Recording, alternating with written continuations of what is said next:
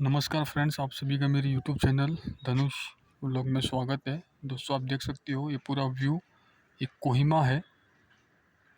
नागालैंड के अंदर कोहिमा सिटी है और नागालैंड की कैपिटल है कोहिमा। आप देख सकते हो व्यू, और क्यूजू व्यू पॉइंट बोलते हैं इसको।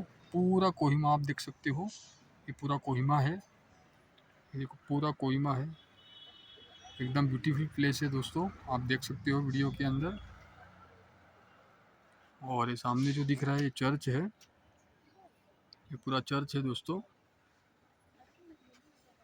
ब्यूटीफुल प्लेस है। अगर आप घूमने आओ दोस्तों तो कोहिमा का एक बार ज़रूर विजिट करना। बहुत ही बढ़िया प्लेस है। हम कोहिमा में है, आप देख सकते हो दोस्तों। पूरा कोहिमा है दोस्तों। ये जो पहाड़ दिख रहा है पूरा हिल एरिया है, और हिल एरिया पे पूरा कोहिमा बसा हुआ है।